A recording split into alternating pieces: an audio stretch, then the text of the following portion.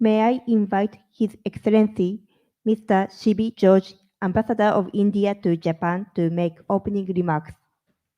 はじめに、駐日インド大使、シビ・ジョージ閣下より、開会のご挨拶をいただきます。Good afternoon, ladies and gentlemen. It's a pleasure for me to address this event, which is focused on the G20 Alliance for the Empowerment and Progression of Women's Economic Representation, G20 Empower, under India's presidency of the G20. India's G20 presidency has been guided by the theme of One Earth, One Family, One Future, which has resonated across the globe.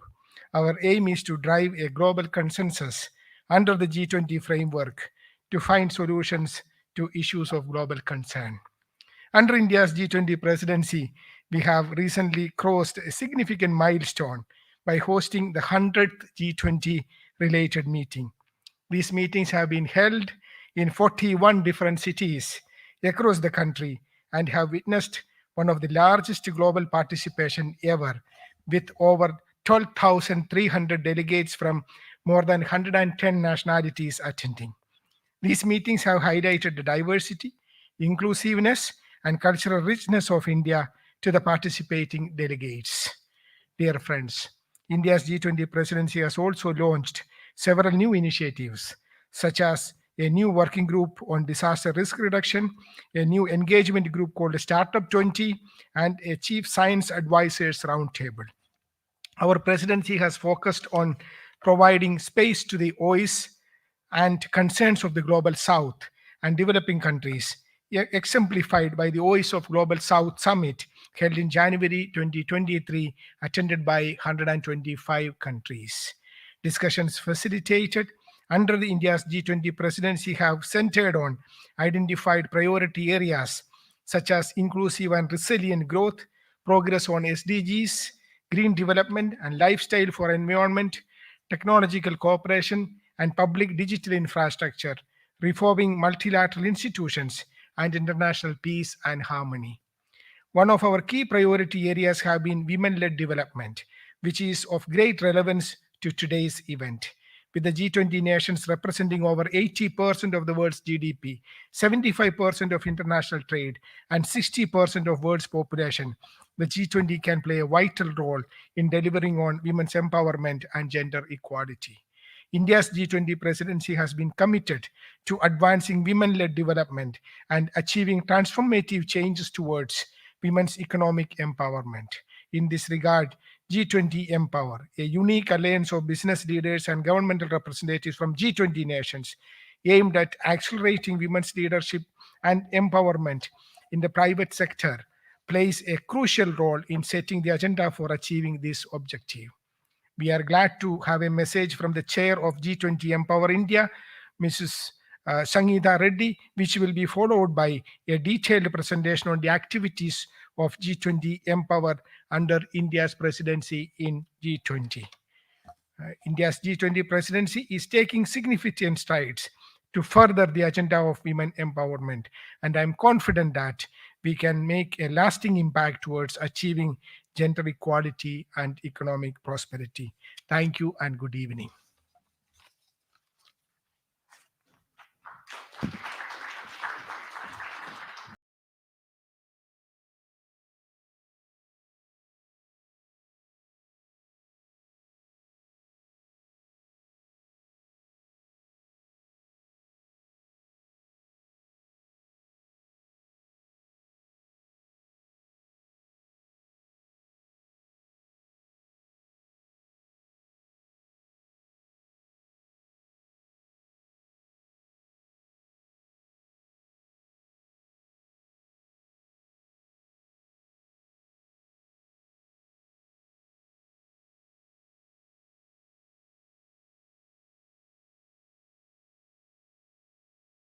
And namaste. As a nation, India has been making waves in the world of women's rights, especially in recent years, and fast moving from the paradigm of women's development to a very significantly and well articulated ideology by our Prime Minister, which is women's led development. And this, as he states, is critical to India's progress. In this world of rapid transition and disruptions, women cannot be passive recipients as beneficiaries of government welfare measures. Rather, women are equal partners and key actors for a strong, sustainable, and inclusive growth across the globe.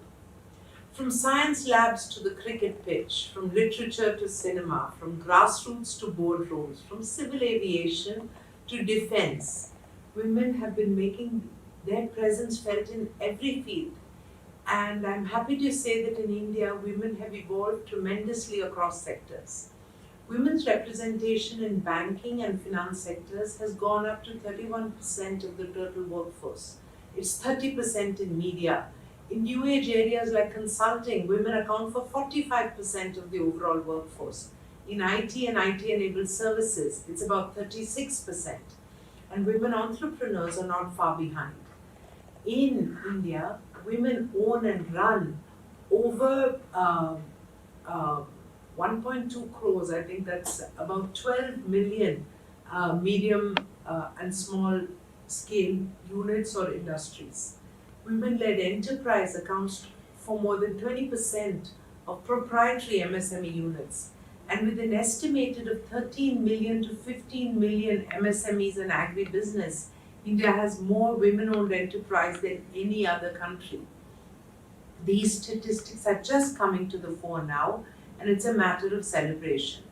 Women are also dominating grassroots level enterprise. For example, 80% of Khadi village industries and about 4.9 lakhs, that's about 500,000 artisans are women. Self-help groups has become a very successful model to help women at the grassroots, and this is supported both by government and corporate through CSR and driven by many non-governmental organizations.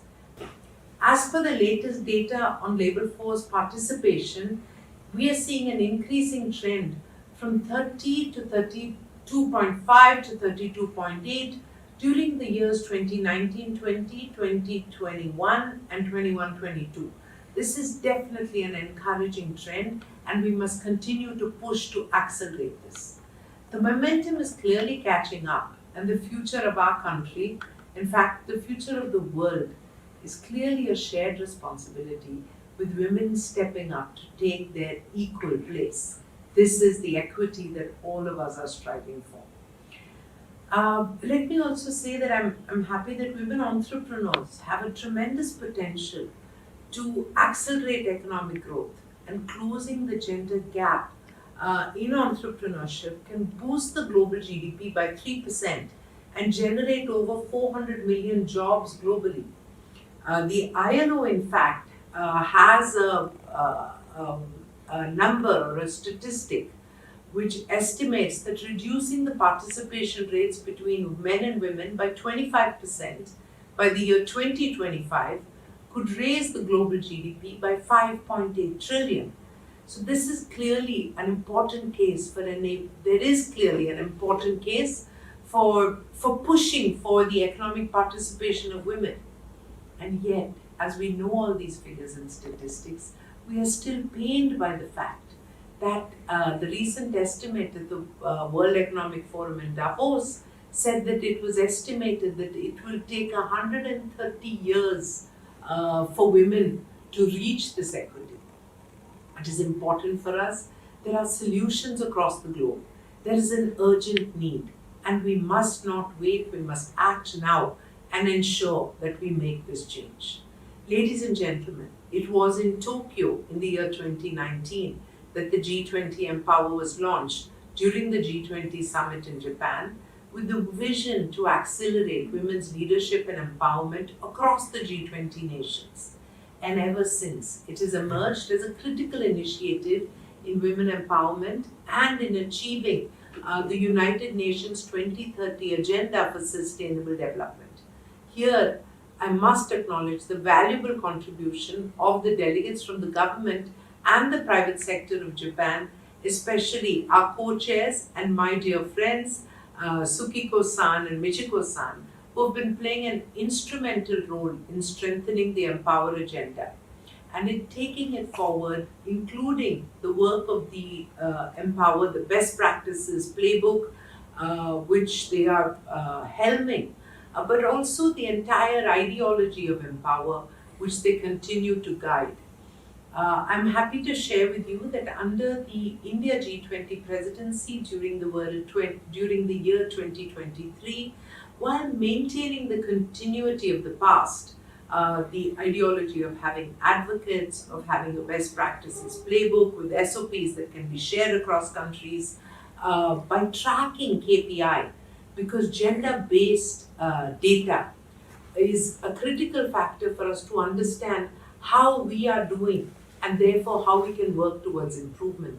And really, I think now we are speaking the language of putting a gender lens on planning, on budgeting.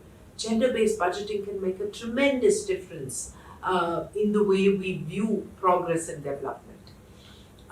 India is taking the following targets or broad guiding light for our year, and we're looking for a focus on women entrepreneurship, for encouraging, enhancing, and creating frameworks for women's leadership across all levels, including the grassroots, and for women's education as a game changing pathway towards women's empowerment.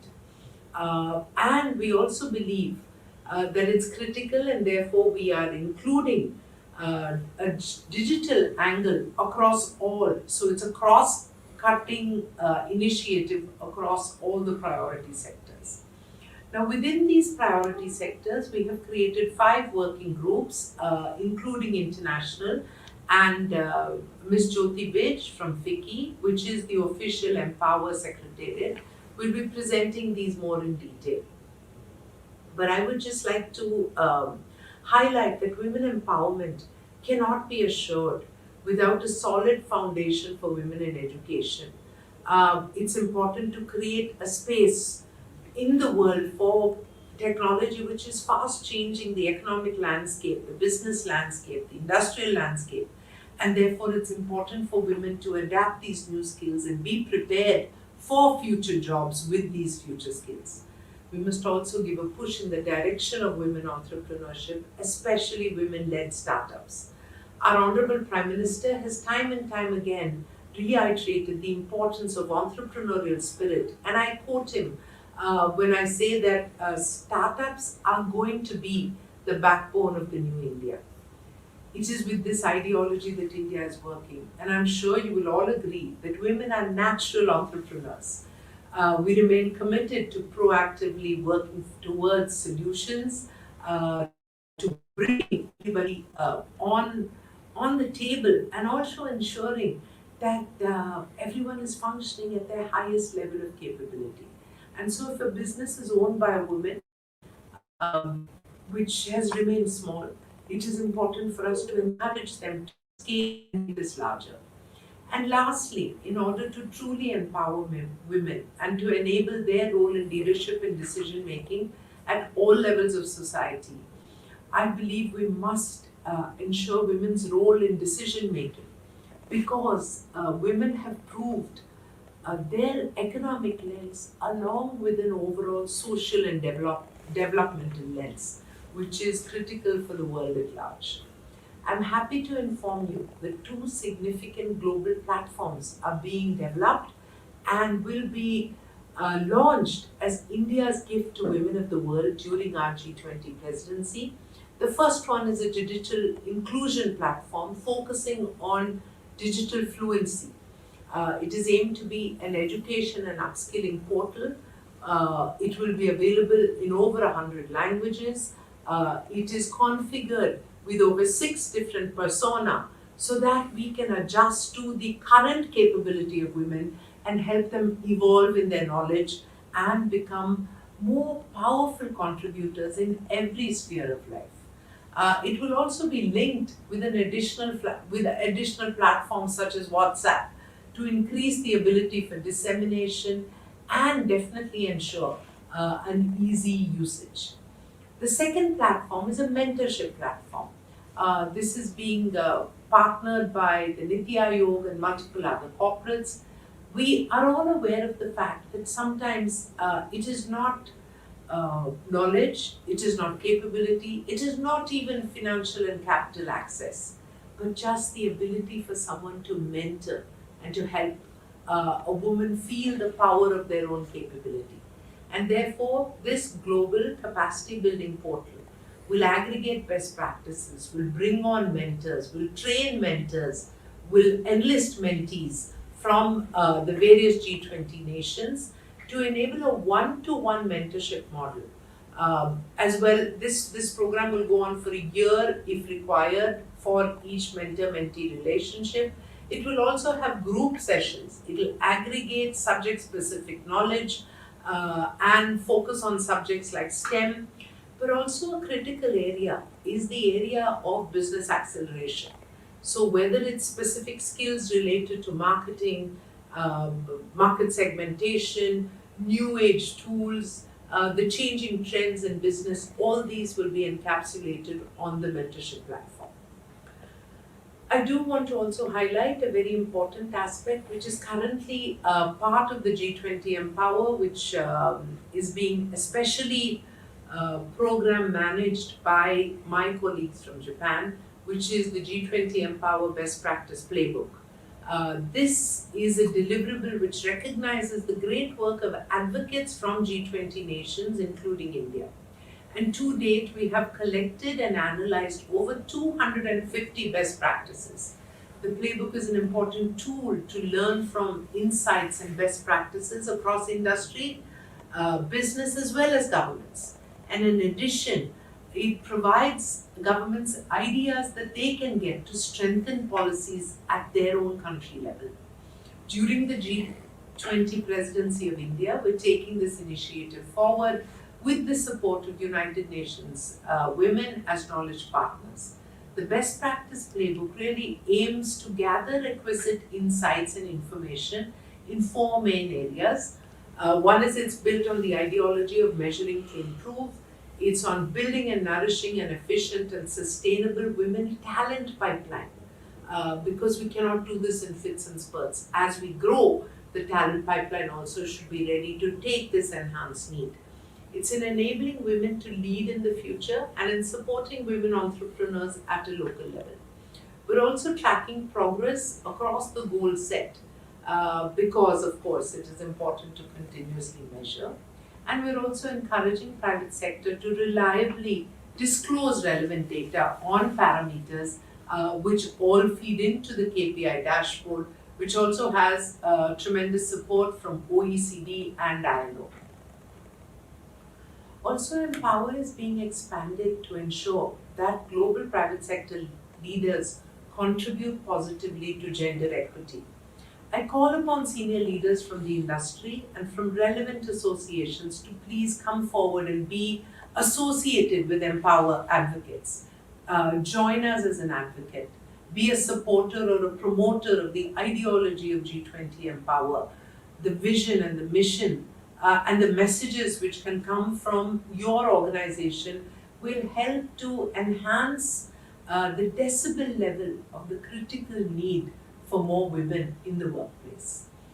Before I close, I want to share with you one last initiative of Empower. This was launched during our last meeting in Thiruvananthapuram, Kerala, which is a symbol campaign on social media. And I would be greatly privileged if all of you would take a picture or a small video of this symbol and share this with your social media. It's really very simple.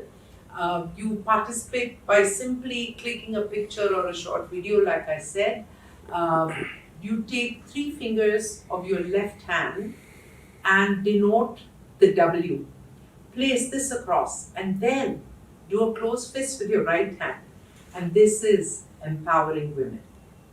Please take this picture or video, tag and share, tag G20 Empower, use hashtag Empower, share this symbol or this logo with everybody and let the world know that you are a supporter of Empower. This symbol will just serve as a reminder of our collective ability to affect positive change in the world.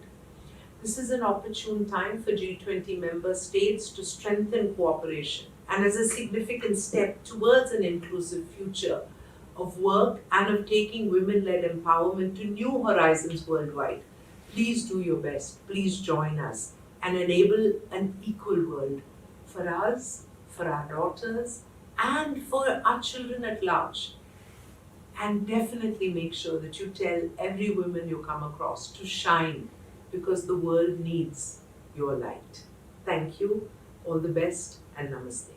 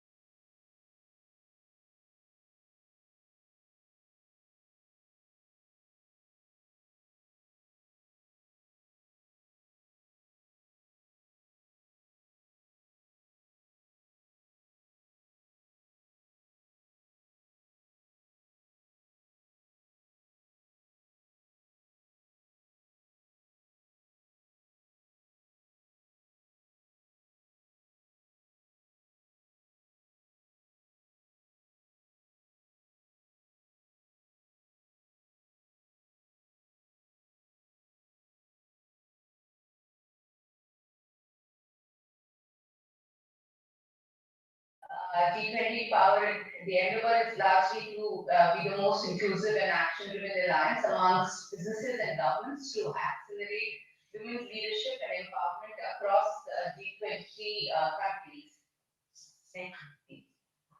The deliverables, some of them Dr. Reddy did mention about. So, of course, one will be the communique, which is based on the issue notes and all the other activities that we will be undertaking during Empower, during the period of presidency. And then, of course, there are working groups which have been created to kind of flesh out the aspects which are being deliberated under issue notes. I'll present the details of the working group shortly. There was a pledge which was done in the past. We're trying to revisit that. We again talk about it in detail. Dr. Reddy did mention about the KPI dashboard, which was started during the Italian presidency, and we continue to work on it. The best practices playbook, which Japan continues to take the lead, the work that they had started. So they're still helping us. Both Michiko-san and Sukiko-san are kind of leading this effort with us along with you and Logan. And we're also looking at putting together a set of inspiring stories from all the delegate countries, which will be there on the website. There's an Empower website where you can kind of source these stories, which will tend to inspire a lot more women who want to kind of make success of their lives and do something beyond the household. Next. The three priority areas which have been identified for this year are education, entrepreneurship, and leadership across levels. Because digital it cuts across all the three priority areas. So essentially, we remain committed to the agenda which was laid out by the earlier presidencies. So the top takeaways from the Indonesian presidency were the need for governments to promote the collection and use of gender disaggregated data and statistics, ensuring women MSMEs flourish, and building digital resilience and future skills. Italy, under their presidency, had a focus on STEM, digital financial skills, work-life balance for women, etc. And so we kind of tried to build further on this work which has been initiated in the last 4 years. I talk about labor, etc., all of that. So arising from that, India has chosen these feedback areas which are there highlighted on the slide here. Move to the next. So I did talk about the working groups that we've created under each of the priority areas. So under entrepreneurship, you would see financial inclusion and business acceleration, finance and market access continue to remain one of the big challenges for women. And mentorship, which Dr. Reddy also briefly talked about, we trying to kind of create a platform which I'll talk a little bit in detail shortly. But mentorship we feel is, or rather, this aspect resonated across all the delegate countries that mentorship is something very critical if done right. So that's one of the models which we're trying to evolve under the working group on mentorship. Then under the leadership, we do have a group on corporate women empowerment. But this whole empowerment initiative is about the private sector empowerment of women in the private sector. But there is a lot of awareness of what is happening in various fields in terms of leadership on the corporate leadership as well as how corporate leadership can support the various other aspects, say in terms of entrepreneurship or in rural with rural women, etc. And education, while you're talking about overall education and need for it for women to be able to kind of have to partake in the economic development, STEM has emerged out as one of the very significant areas, and hence we have a focus group on STEM, and there is also a working group on digital inclusion. As I mentioned earlier, this cuts across all the priority areas. So these are the names of the conveners and co-conveners of some of the groups. These are the top leading business women from India. And also this has the various delegate countries are also represented on these groups. These groups have met several times to try and arrive at some consensus on the action points that we will, including in the communique and also looking at the governments and the private sector to adopt to the suggestions and recommendations that come out of all these discussions on priority areas and from the working group. To talk about, why education has been chosen as an area. As you see from the slide, the percentage of G20 member countries that have achieved gender parity from primary to secondary education is as follows. So primary education 49%, towards secondary education is 42%, while upper secondary education is 24%. So a lot of gap out there. But in terms of education, the countries seem to have done well in primary education and slightly and also maybe slightly less than primary, but much better than upper is the lower secondary. So a lot of focus really needs to be laid on the upper secondary education. And in one of the later slides, you will see that it's still saying 20. It will take us 22 years for us to achieve the parity in education for women. If we continue to kind of progress in the way that we are. So that's a lot of time. Do we want to wait that long, or do we want to kind of plug this gap? So therefore, education is something which is very critical for us to plug this gap. Given the statistics on upper secondary education, it does cause a lot of concern. Education, as you know, is a critical link between women's economic empowerment and the contribution to the household and the macro food story. It facilitates their ascent to leadership positions and empowers them to fully participate in decision making, thereby creating a strong foundation for economic empowerment. Just to talk about STEM, which has significant impact on the women's earning capacity, we have noticed that while in India, for example, 43% of the women who study STEM, even at the upper secondary education level, however, the number really goes down down significantly as we move towards, and progress towards the career. So there is a huge leaky pipeline that needs to be really plugged. And the gender equality is the key principle of the global sustainable development goals, as you all know, and this was adopted by the world leaders. In 2015, with Global Agreement on 2030 Agenda for Sustainable Development, G20 further stepped up its engagement on sustainable development, and leaders have consistently recognized the unique and crucial role of this coordination forum in advancing and supporting the implementation of global goals. And the importance of SDG Goal 4, which is education, to provide inclusive and quality education for all and promote lifelong learning, is therefore an overarching all the signatory countries. And as per the WEF Global Gender Gap Report of the girls who enroll in primary school, only 60% complete their education and 30% enroll in secondary school in developing countries. So there's a huge gap out there. Concerns for personal safety, access to hygienic sanitation, infrastructure, and inclusive school environments are often exacerbated by limited mobility, family roles, and gender biases, thus resulting in lifelong disadvantages. So Prime Minister Modi, when he took over as the Prime Minister of the country about 9 years back, during his first Independence Day speech, he talked about the need for having sanitation facilities and toilets, in all the schools across India, in the rural area in particular. And this changed the entire landscape significantly in the favor of women. And several such measures which have been taken by the current government in India really have taken us a step forward towards the dream of achieving women-led development. So many of these, little steps really add up to it. So while education is important, also the facilities and the education space are very important for, for parents to be able to send their girls to study there. It is in developing countries. There are a lot of those challenges which need to be taken care of. Why we chose entrepreneurship, coming to that. As you see, you talk about average investment in the companies which have been founded or co-founded by women versus men.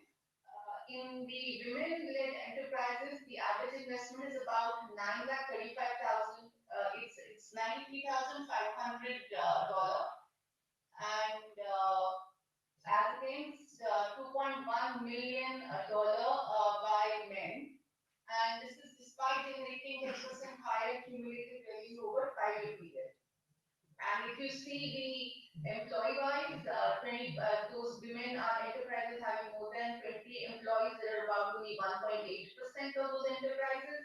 Those having greater than 25% export customers are only 4.9 enterprises. And we do see that 51.3% women are still in wholesale and retail focus. There are 15% more likely than men to be active in retail and trade, and almost twice as likely as men to start a business in social services, health, education, or government sector. At the same time, women entrepreneurs are less likely to be operating in high growth sectors like electronics, computers, or machinery. Women are underrepresented in startups in the fintech industry, for example. The share of firms with women founders has stayed at about 15 to 20% over the past 20 years, and this is like a recent phenomena of the fintech industry. So you still have a lot of gap out here as well. So these are some of the compelling statistics, the reason why we chose to go in for entrepreneurship. When we talk about leadership and leadership across levels, we are looking at the political empowerment, we're looking at the education attainment, and we're also looking at the corporate leadership as well. And if you see from the figures which are here on the screen here in front of you, according to the Global Gender Gap, which is surveyed about 146 countries, women's representation in leadership seems to have improved. So we do have 22% of percentage of political empowerment. Gender gap closed to date. 60.3% of the economic participation opportunity gender gap closed to date, and 94.4% of education attainment gender gap closed to the gate. However, it will take about 155 years for us to close the political empowerment gender gap at the current rate. Similarly, 151 years to close the economic participation and opportunity gender gap, and 22 years, as I mentioned earlier, for education attainment. So this shows the poor representation and also the number of years that it will take to plug this gap. So a lot more needs to be done in this space for us to reduce the number of years which are given here in the red color. So what are those things which can help in reducing all of that significantly is why we are talking about how do we really push the leadership, whether we do it to political level, whether we do it in the entrepreneurship space, or whether we do it in the corporate space, and kind of pushing on the education. All of that is very critical to be able to reduce the number of years that I mentioned here, and next time in the year we see these numbers gone down significantly. So that's something which is very important and being discussed, amongst the delegate countries over here. We've also seen that increasing women's participation in leadership and decision making has proved to be good for economic and social development around the world. Studies have also found that exposure to public and political representation increases women's overall labor force participation, the share of public employment opportunities, and access to public amenities such as roads and health services. Including women in all levels of decision making results in democratic governance. Dr. Reddy has already talked about the successful model of women leadership at the grassroots in India, and so that's something that's a great example of how having the political leadership at the grassroots can actually change the landscape, to kind of enable and kickstart the whole livelihood ecosystem, which brings in a lot of women to partake and participate in the development process. Next. We've already talked about some of these challenges under each of the segments, but there are social, cultural, and gender norms. There are issues around insufficient skills and competencies, and which is why we focus on education. There is a need for professional networks and mentorship. This is one of the areas that's been identified as a key challenge. And how do we really convert the challenge into an opportunity and market access, etc. Next. Financing is one of the key challenges, which is what we're trying to kind of take care under the financial inclusion and the market access and the business access working group that I talked about. There is a lack of gender disaggregated data, so while Indonesia has started this effort, there's a much more push that is still required. So we continue to kind of focus on this aspect. And gender bias, of course, in the schools, classrooms, corporates, etc. How does that need to be kind of taken care of? Next.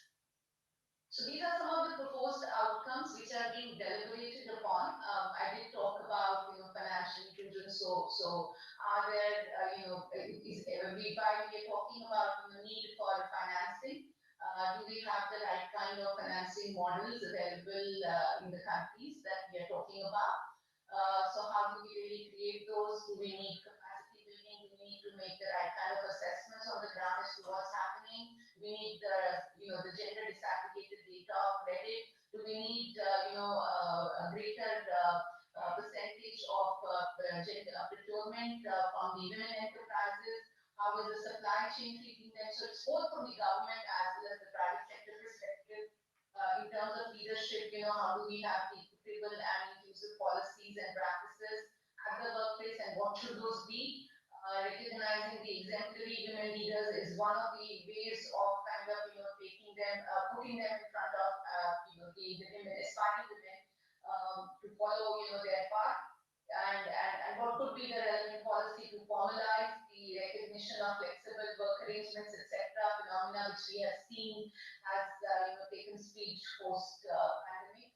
Also in education, I did talk about the STEM and the gap out there. So the leverage technology, which is key. And Dr. Reddy did talk about the digital inclusion platform, which I'll also talk about a little later in the presentation. And the training and upskilling, etc., also are being discussed. But I think one of the key areas which we as G20 countries have really recognized as one of the key barriers to the growth of women is the care ecosystem. So this is the care ecosystem for children, for elderly, because all of this kind of falls on women to take care of. So how do we really have this care ecosystem in all the countries so that a lot of time that women spend on this can be freed up for them to become part of the economic development. Next.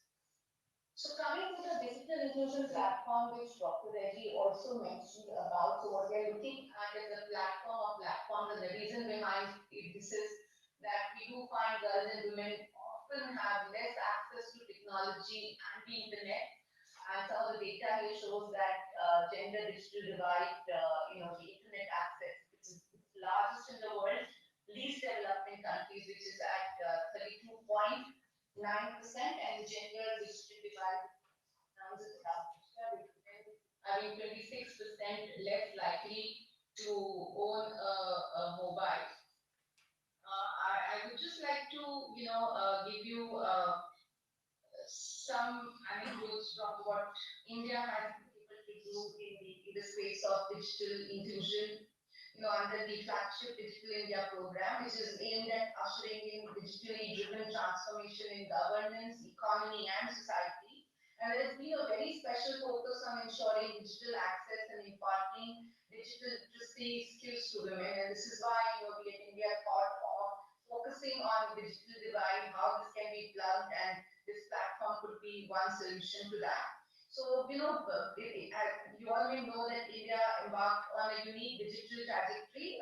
India today leads in the deployment of digital public infrastructure and the whole fintech revolution, which facilitated a cashless push to the economy through the UPI, which is the United Payments Interface Initiative, which was based on the principle of interoperability. It provides frictionless payments.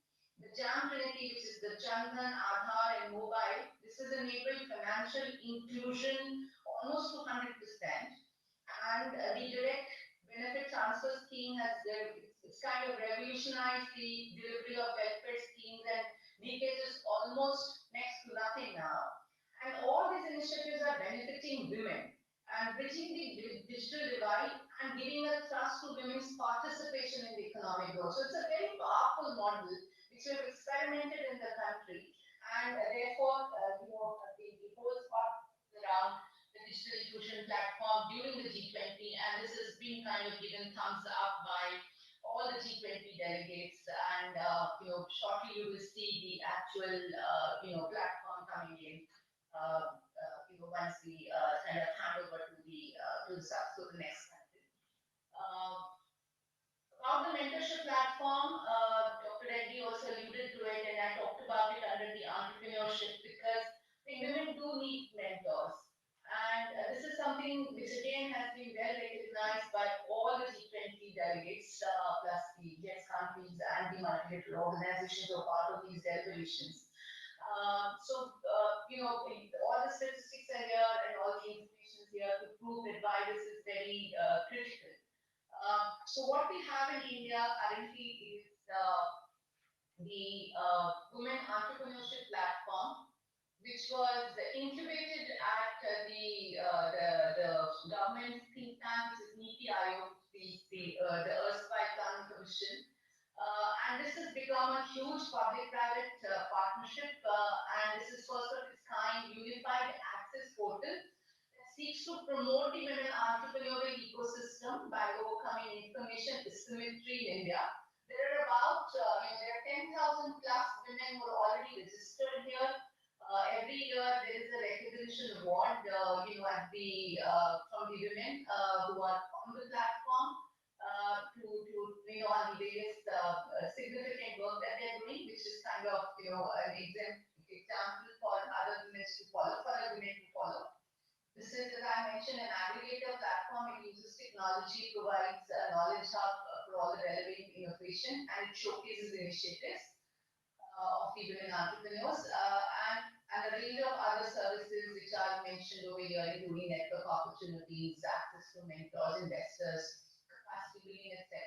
And it does facilitate key partnerships in order to bring the crucial content. Then also workshops, campaigns, and various other avenues for learning and growth.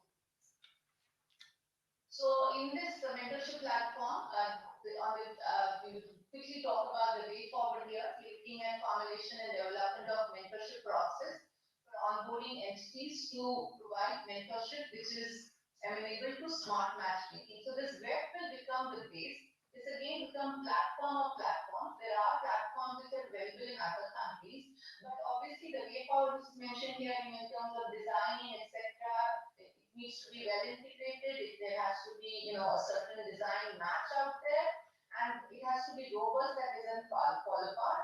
And there is, good utilization of this mentorship platform. So the working group which is working on this has also deliberated on why this hasn't worked in the past. In fact, many countries have shared the examples of mentorship platforms that they have created and haven't really worked, and those reasons have been taken into account. We're trying to kind of, take into account those reasons and work towards a platform which is robust enough for us to, kind of take care of those challenges and make this a more successful model. Where will be the base model, and then, other models could also join in. So this will be a G20 mentorship platform and not just the India platform. Dr. Reddy also talked about, the empowered advocates and something which started in Japan itself. So this is the core of, how we ensure that the work which is happening under Empower is actually implemented by the private sector also. So these, the CEOs of or the heads of various foundations or associations, they act as the supporters and promoters of the G20 Empower vision and messages within their companies, their sector, their network, and their country. So, to briefly talk about the role of advocates, they're part of the leading network and committing to this joint cause. They join the networking events, etc., to strengthen the alliance with other advocates and, talk about the progression on women's leadership, etc. In championing the messages arising out of the G20 Empower and commitments to social media, panels, funding, external facing communication opportunities, etc. And of course, to provide a lot of content and expertise out there, and leveraging also their network to help the different Empower reach out to additional experts or key contacts in the private sector. So private sector really has a lot of important and significant role to play in the G20 Empower. There was a pledge which was started, which was initiated in Italy. I think after Italy, we didn't do this. Italy was just about 2 years back. So this is the content of the pledge. The pledge is to be taken by the empowered advocates that we just talked about. And then we kind of measure how the companies have performed on each of these pledges going forward. So in India, we are kind of revisiting this pledge because the base remains, what has already been done. The pledge has to be such which can be adopted by the advocates and can be measured going forward. The deliberation is happening on what the pledge should look like in the current year, but that's going to be an important deliverable from our end this year during our presidency. Next. So this is quickly about the KPI dashboard, which Dr. Reddy also talked about. So these are the parameters, which are used to the KPI dashboard. This is the key indicators which are being measured is women in senior and middle management positions, gender wage gap, women in STEM occupations, women on companies, board of directors, and we had the support in the past from ILO, OECD, and Deloitte in getting a lot of this data. We continue to work on this one. Italy is continuing to support, and ILO, Deloitte, etc., have reached to kind of provide the data once again for us to continue this effort. Additionally, Indonesia has come up with another thought, which is of tracking of women-owned SMEs, women-owned SMEs, and this has been endorsed under the India's presidency. This will be steered by Indonesia. The pilot will include India and Indonesia for the current year. This is being supported by World Bank, and this will be an additional chapter added to KPI digital dashboard, because in most of our developing countries, entrepreneurship is something very critical. So how do we do in women entrepreneurship? What are the various parameters under the women entrepreneurship? How do we really measure as we go along? Which is why India and Indonesia kind of resonated on this one, and other countries do understand the need for us to be able to track this, and hence the chapter is being adopted this year, endorsed by all the G20 countries. As a pilot, as I mentioned before, Indonesia and India supported by World Bank as a knowledge partner. Going forward, we will choose the other countries as well. Coming to this very important best practices playbook, another activity which this activity started in Japan, and it continues to be supported by Japan and New Women this year is the knowledge partner. Until last year, these three were supporting it. And this playbook, as Dr. Reddy mentioned, is an important tool to really learn from the insights and best practices across various industries and businesses, which providing access to the governments of G20 countries and beyond, so that they can get ideas how they could strengthen the policies at the national level. So this is about the playbook which we continue to kind of work on. It's something started from the very first presidency of G20 Empower and being taken forward. It helps us gauge performance on the three work axes of G20 Empower, which is building women talent pipeline, measuring to improve, and enabling women to lead the future. Under the India presidency, we are adding an additional dimension, which is supporting women entrepreneurs and leaders at the local level. Because I talked about, how at the local level, if you're able to enhance the leadership, provide more leadership roles to women, how that can actually provide the whole kickstart the whole livelihood ecosystem for women, and one of the mediums to really kickstart to kind of them to play an important role in economic development. So that's really what our work is. These are some of the glimpses of the meetings that have happened in last 4 or 5 months. This was in Agra, and another one is from Tiruvananthapuram. It was just about 3 weeks back. There'll be another meeting shortly, and there are a lot of the Jan Bhagidari or the public stakeholdership programs that we are conducting. We've already done about 25 plus programs to really spread the word around the entire nation on what this Empower is about and how they can contribute to the agenda of Empower and how we can enrich the entire process during the India presidency. These are some of our social media handles. Dr. Reddy did talk about the symbols. So if some of you could actually use the symbol and put it on the social media platforms, that will help in kind of strengthening the message and the work which G20 Empower is endeavoring to take forward. Thank you so much for the opportunity. Thank you, ma'am, for your presentation. We will now conclude the event on India's G20 presidency, G20 Empower today. Thank you very much for your participation today. 以上をもちまして、本日のイベント G20 議長国インド G20 エンパワーを終了とさせていただきます。本日はご参加いただきまして誠にありがとうございます。We will have a networking session with light refreshment at the foyer just outside of this venue from now. We hope you all will join us. これより軽食とネットワーキングセッションをこの会場を出てすぐのホイヤーで開催いたしますので、皆様、ぜひご参加くださいませ。